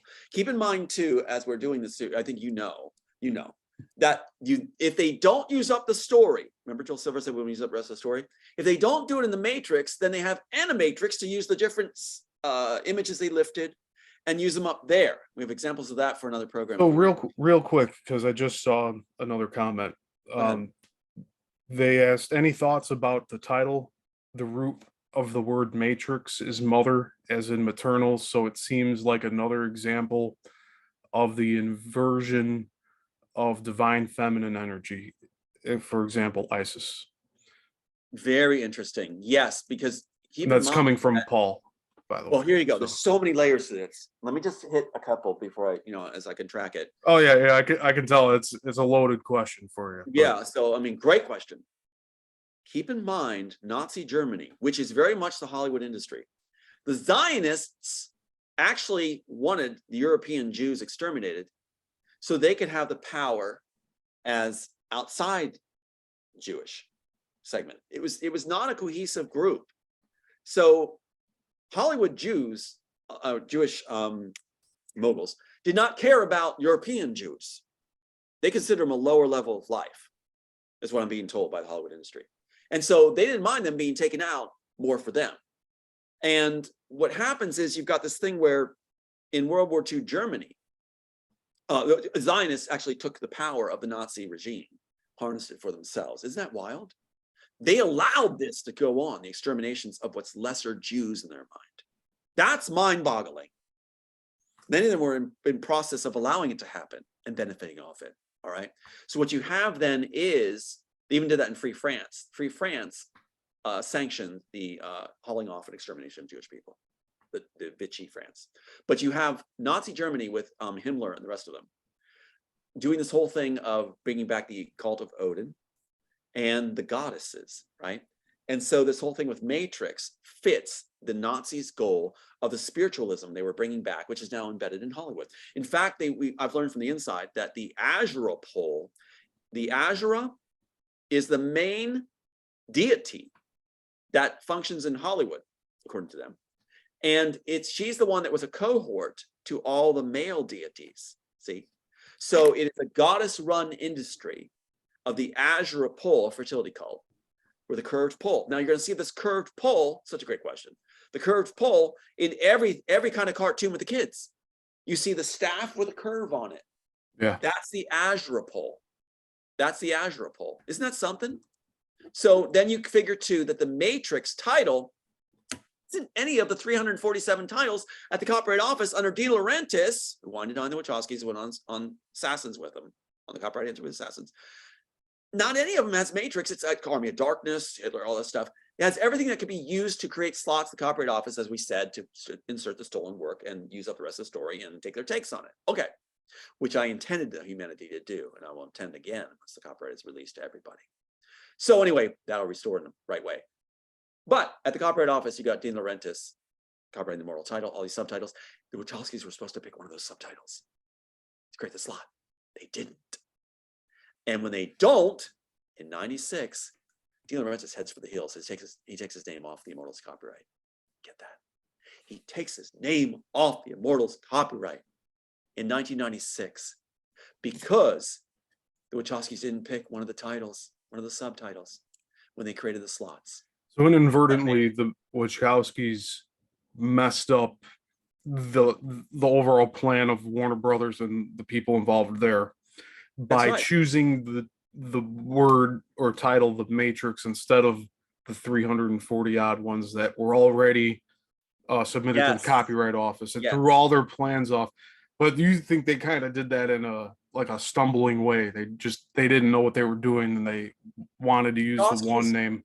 Wachowskis were angry at Warner Brothers for bringing another writer in to do Assassins. Assassins was the piece that De Laurentiis himself brought another writer in to finish. That pissed the Wachowskis off. So Joe Silver was trying to still court them rather than Tom Hanks and Wendy Wasserstein as the main claimants. Remember, the entries at the Copyright Office say Tom Hanks commissioned to write The Immortals. Wendy Wasserstein commissioned to write The Immortals. Wachowski was not the first pick, they're the last pick. But Joel Silver's advocating for them to be the writers. Bonaventure has a penchant of saving the careers of writers. Stay with me now, audiences. So what you have is the entries, the names, since the Wachowskis are so pissed off, that's when Joel Silver gives them, after they went to Writers Guild West to get out their names off the project of Assassins and everything else they wouldn't allow. So Joel Silver throws them a bone. Joel Silver gives them, what do they call it in the article? The Science Project.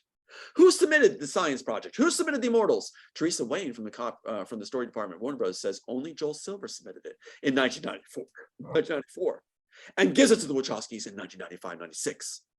After they do an audition piece, Joel Silver calls it, bound to convince the the suits that Wachowskis can at least direct. An article in 1995 says from the Wachowskis, we have to pack our bags and leave. We failed as writers unless we're given a project to direct. And they say, we're hoping to be given the Science Project. They didn't say Matrix. And as far as I understand, their audition piece called Bound has Freemasonic imagery in it, which I've been documenting for a while, and we've talked off screen about that. But as you're saying, the suits needing to approve the Wachowskis to take on the project, that might be a good explanation for why they have Freemasonic imagery in the work itself. Thank you very much. It's kind of like a calling card. It's like, oh yeah, we could use this guy. They understand where we're coming from, or something like that. That's right. And the name Violet, my grandmother's name, becomes the lead character Larry likes in Bound. Isn't that something? So let me just see if I can find this one thing. Boy, I have such a wealth of material. So great. Once we actually do get the documentary done and legitimacy, where we actually get a day in, whether we need the day in court, but people will understand exactly what's going on. I'm going to share screen one more time. I want to show you this real quick. Yeah, go for it. Okay, look at these entries. I want people to get this. So here is what? De Laurentiis, Paradise Films, Wachowskis on Assassins. Date, 1993. And this is their debut script that they're putting out there, the Wachowskis? Yes, that's their debut. Okay. Not Plastic Man or Carnivore. Nobody wants it. So and it says parties are also Paradise Films and Dino De Laurentiis. November 3rd. Now, I submitted in June 25th, 1993. We have that on the Boyd letter, right? We showed that. Here's November 3rd, 1993. Way after I submitted, what they're trying to do is give the Wachowskis the leg in so they can take the work. So they give them Assassins to do. They fail. Another writer had to be brought in. Another writer had to be brought in. They're noted for taking out the human element, the sympathetic sympathetic character, and also the love story, as far as putting in too much violence. See? So exactly what they did with my piece when they're given it. So go to the next entry. Copyright Office. Now, what's the date on this one? So this is what? This is, 95. Okay, so we had 93, right? Yeah. It says date of execution as of October 93, October 22nd, 93. Interesting. Interesting. I never caught that before.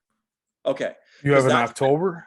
Oh, I didn't catch that. date That's of important. execution. Okay. That's important because they did a big argument and they changed their testimony when they created So the what's work. the difference between the data recordization and execution? They're trying to claim that that goes into effect, that the copyright would be in effect on earlier than when they recorded. So they're saying that we earlier than that. And so what this lines up with is the wedding. See, they tried to say that the Matrix work was done after the wedding. Oh no, before the wedding. Is it before the wedding, after the wedding? They don't want Thea Bloom. When Larry gets a divorce with Thea Bloom, his wife, she's a crook too, and trying to claim the money off my work, along with Larry, and they're battling over who's going to get the most money off my work. And so that's during their divorce. And Larry keeps changing the date of when it was actually first conceived and given. So what's interesting is Thea Bloom in her testimony in The Smoking Gun says that they were given it in 95, 96. Now keep in mind this right here. 1995 entry, Paradise Films, De Laurentiis Productions, and a investment firm, one of the biggest in the world, is on the Immortals title with subtitles. Well, that's no subtitles on the Assassins. We've got 343, you add the Army of Darkness, on the Immortals. So I want to mention about Army of Darkness, the title and a movie that was made. So Sam Raimi, he directed the Evil Dead series, and the third film in that series is called Army of Darkness, but it was released in '92. So I don't know why there's another Army of Darkness on here, what you're showing, but it is under. It's a great point. It's undercase. It's not uppercase. It's lowercase. Create slots at the Copyright Office. It's to create slots. So and what you just raised is so important. They could claim that my work was taken off the Army of Darkness, and we had the Army of Darkness first. And so they're trying to find different sources of materials, right? So yeah, if one excuse or explanation doesn't work, then they can go with a different one. Right, stack them in there. Yeah, and the stacking. Army of Darkness, Spielberg uses for Hitler's army. He calls it the Army of Darkness, I think. Oh. They're matching that too. So these are titles. Yeah, this one is more of like Army of the Dead type of thing. Right. So this one, they're making it more like Hitler's army. And so it's like that you can take the Immortals and sign it to any other studio that has a like of the work, and they can take one of these slots. Well, the Wachowskis are supposed to take one of these, and they don't. Now, this is when Dino Laurentiis is heading for the hills, because I appear in Hollywood and resubmit my script to Warner Brothers, Diane Bell's, the Warner Brothers. And so what you have here is, look at this. Same, one title missing. Now we're down to, well, no, three, no, same titles. Immortals. 1996 July, when I resubmit, they put it under just investment firms. All the major investment firms. So that looks like it took even longer for that second one to go through. Yeah, but look, yeah. But what I want to point out, well, go ahead and make your point. I'll point out what we're doing. Okay, so the 95 one, it's about a month. February 7th to March 3rd of 95. And then 96, it was in December of 95. That's what they're going to claim. They want to step past me. And before they give it to the Wachowskis, they want to establish this. Because Wachowskis haven't been picked yet. At this time, they haven't been picked yet. So it's like, why are they putting out multiple ones like this? Because I don't understand it. It's a cover trail. Look who's missing. Since I came to Hollywood and resubmitted in July 1996, I resubmitted my script. I was with Ellen Gear at Will Gear. Oh, De Laurentiis is gone. Starling Productions. That's when he takes his name off. He takes his name off at this date when I'm submitting. So as soon as I submit, he takes his name and companies off of it and just leaves it in more investment firms, as if investment firms created intellectual property. And the investment firms then, as explained to me, can then hand out the Immortals, any derivative that a studio wants to do from the stolen work they're holding. They can then do their work and take one of these subtitles and resubmit they take the work thinking that they're safe to steal it because the investment firms claim they created it. Investment firms creating screenplays? Well, there's a racket. And then the investment firms are free to submit it to be stolen to any company because they make a profit doubly hand over fist by claiming they're the authors. See what I'm saying? So that's what's so wild about this copyright trail, is that De Laurentiis disappears with his companies right when I resubmit in 1996. And when the Wachowskis are given the work, they're supposed to pick one of these subtitles. They don't, because they're mad about assassins. And not only are they angry about assassins and don't take one of the titles, they insert all my information into the first graphic to slap the face of those that dared, because they're egos, dared to give it to another writer to finish. So there you go. That's why they had to be women. My fiance's birthday at the time, Botica Ball, March 11th. My birthday, as it was in records at the time, July 22nd, corrected in 2003. My dad's name, John, my high school, Center West High, switched to junior high because they want Owen Patterson, the production manager, to get the joke of being his high school named after him. Michelle McGahee, the art director, as Neo's mom. And all this on here, including in the graphic on the side, you'll see TA 4090. I was in 99, I was 40 in 99. And then 380 in numerology. You talked about the mystical stuff going on with the cult stuff. 380 in numerology, which Wachowskis claim they're part of numerology, but don't understand it. They're too lazy to actually look at it, but they want to claim it to be cool. So in 380 is in numerology where someone takes your most cherished worldly possessions to help you prepare for your death, a ceremony thing to sacrifice the lamb. So the joke was, that was relayed to me from in-house when the person told me all that stuff being here, so for a split second, was that the Wachowskis were doing me a favor by taking my most worldly cherished possessions because I was going to die. And here's the clock face again in Animatrix, where they use up the rest of the story. There's my So just to clarify, you had a misprint on your driver's license for your birth date as the 22nd of July, but your real birthday, and which I think has been fixed by now, is July 2nd, not the 22nd. Right here's my license. See it? July 2nd, 59. Yep. There's my license. That's the correct one. In 1996, what happened was I still had my driver's license, but all official records were showing July 22nd. My records were being erased and altered before the release of The Matrix. See? So that's why USAA Insurance said there's a 1996 entry where your birthday is listed as July 22nd. They're the ones that discovered it. The military insurance company. Isn't that something? And then you've got, there's my high school diploma, there's my license, there's on the clock, 7/2/59 exactly. 44, redhead on the 4, 44, I was 44 in 2003. This, I was 40 in 1999. And there you got it, Michelle McGahee, Owen Patterson, there he is. High school birthday, my fiance's birthday, everything. Told to me by the insiders of the Copyright Office. And there's the guys that stole it right there. As if anybody believed they wrote anything. Plastic Men and Carnivore, not done. In fact, at the Humanitarian Awards, they came forward, Larry came forward with his remake as a woman, looking like a woman.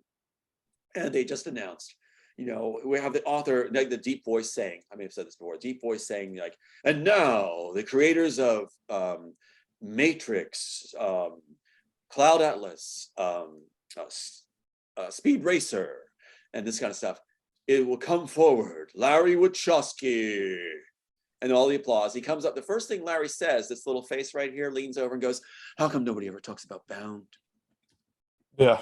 Illustrating the point you just said, where they don't care about Matrix. They hate Matrix. They mocked it on set. The man who told me about these entries being in there that I would never would have seen, split second, turning page, I would never would have seen these entries. I would never would have recognized they were there. And I'm the only one that would recognize them. Now we can tell when you see my license and diploma and everything, right? And it can't be argued it's Photoshop. So you've got this thing where now it's all coming out. It's all coming out. So that's why they had to be women, is because they did this. They were so egotistical and so angry and so nasty, you know. And you watch the Bound interview where they talk and you see how this is. The egos fly in there and they're just rambling and raging. What happens is, that's why they stuck the entries in the Matrix. That's why they stuck the entries in the Animatrix. That's why they stuck the name across the screen, Tom Althouse backwards, in the Animatrix also, because they were so angry at Warner Brothers. Now, Joel Silver made him get the position over Tom Hanks and Wendy Wasserstein, right? Again, the copyright entry saying, no body of work, just the subtitles you saw, Immortals, Army of Darkness, other titles, Tom Hanks commissioned by Warner Bros. To write The Matrix. Yes, people could say, well, he's not a writer. He's not. But it would appeal to audiences that this actor got the writing bug and wrote this amazing piece called The Immortals. I have a share screen for us. Go ahead. I mean, you think that makes sense for audiences?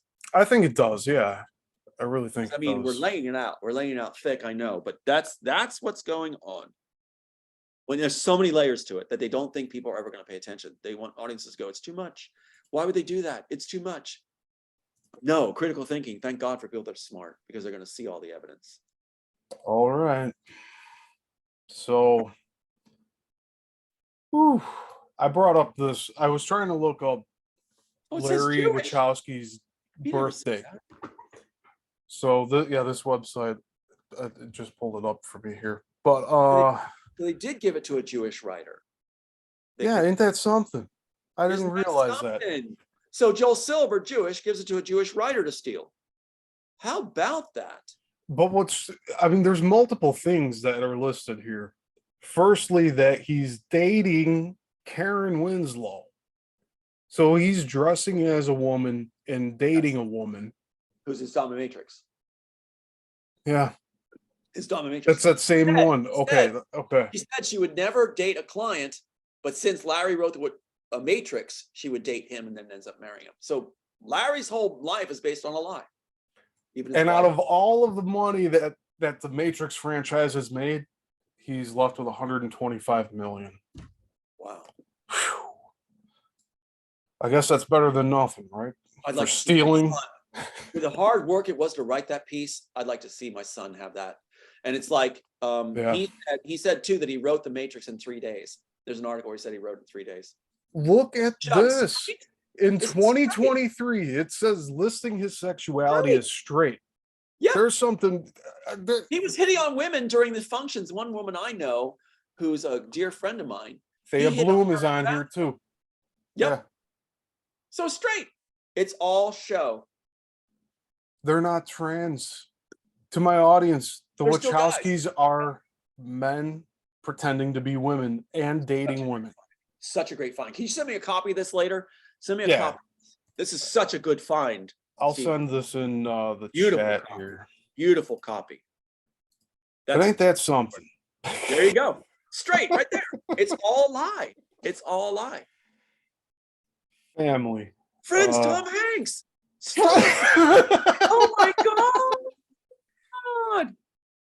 Tadley. So I don't know what this is, but it's pretty comprehensive. Tom Hanks commissioned to write The Matrix. Yeah. Tom Hanks to be my mentor. How is it only him as listed as friend? That's Ellinger told me Tom Hanks would be my mentor in Hollywood in 1996. Oh my God. So it all kind of makes sense now, huh? Or at least part of this. I'm surprised that they're listing his sexuality as straight. Of course. He's been presenting outwardly as a cross-dresser in so many words. He was promised by Dina Loretta's starlets, fortune, fame, and starlets. So yeah. I think this is a dating, it says net worth and dating profiles. So of course they list hair color red. Yeah, because he's dyeing his hair red and has dreadlocks. He wants to date. He wants to date. He wants to date. The distinct feature is hair, which I think is funny. This is an incredible find. Skin type, oily, acne. All right, whatever. This brings it all together. This brings it all together. What a find. It gives their height. Alternative clothing style. Yeah. So he's saying that he's going to dress like a lady. My favorite color is black because I'm cyberpunk. So deep. Sorry, I don't mean to mock people, but I'm just imitating the way they're talking. No, I need a copy of this. This is too important. With Tom Hanks as his friend, his sole friend list. All right, I'm going to stop the screen share temporarily. I need a copy of this. I'm going to send it into chat here. I'm going to actually also send it to the chat. The place this can go before it's erased, the better, because they may erase this one and alter it. They're going to alter this one later. So we need this one provenly caught and protect this interview because we need to prove that this was there. Tom Yeah. Hanks. That's It all actually, comes this is a together, big doesn't deal. We didn't even plan to talk about this today. Big That's why deal. I said it's going to take a while for us to get through all of the matchups from your script to what they've plagiarized. But in the This is meantime, we're finding this type of stuff. huge. You'd think they'd scrub that away and They tell will. them, like, they you will. need to say that you're interested in men and women. Like, at least put down that they're bi or something. But they're saying he's straight. Yes, he hits on women in the men's room or in the women's room. He hits on them. That's Felina Barris makes jewelry for the stars and does all these red carpet walks. And she said that he hit on her in the bathroom. So yeah. I have to do screenshots of all this because it's not even letting me do a PDF. Please do a screenshot. Yes. It's going to be multiple, but that's how why this rolls. It's too important. So this is incredible. And watch for this to be cleansed, just like you said, the red eyes turning green in the redo. Yeah, the machine eyes turning red, and then, or they were red and they turned green. Yeah. After all the statements they've done about being trans and all this stuff, and now we see, no, they're straight. And that was just me trying to look up his birthday. It goes with Andy too. It goes with Andy. Andy may have a date site on there after you get a copy. Yeah, we're gonna look at Andy's profile. Yeah, next. because Andy, when he was asked, you must be happy now, or told, must be happy now. No, not really, not really. It's just, God, he doesn't try to look good. He's just, I'm doing this because I'm told. They broke the rules. They put the original author's information totally in the first graphic that we just illustrated totally, and it's like they have to be punished. In the Cabal, there's always a cost for revealing the Cabal and revealing their plans. And they couldn't have broadcast it more by putting in the first graphic of the Matrix and then in Animatrix too. So yeah, there's so much to cover. Oh my God. This is, after you get this copy, we should probably wrap it up for today and go again soon. Because we'll go over scenes we could release to people and things like that. And I want people to see the original scene from the Matrix, like the first, how fast that page turns and the information's there. And that's the first scene they shot. And hear the ambience in the room. And now the actors have no direction or no lines. In that first scene, when they reveal the information, it's all to reveal the information of the original author. So I would love to. Yeah, you shared a very pivotal piece of your script today, which is it's really what Link, the ship operator. Yes. And yes. So we went into detail of that earlier tonight. And we're discovering as our audience is discovering. We're discovering with you who are watching. We're discovering as we go too. So you are the first ones on the planet to know this stuff. And thank God you're there. So thank God you're there watching. And they say, even like I said in Game of Thrones, even if just 3, 4, 10 know, they consider it story out. It's never going to stop. The ripple will form a wave and never stop. So thank God we got the evidence to show still intact and making discoveries all together. So yeah, and I think it's just fascinating about the whole thing where those scenes we showed so far are identical matchups, and now we know why they couldn't tweak that one, because that guy had the power, that actor. Yeah, and also, like I mentioned before, but I'm going to say it again. Tom has shared with me his matchups to his script, and there's over 100 pages.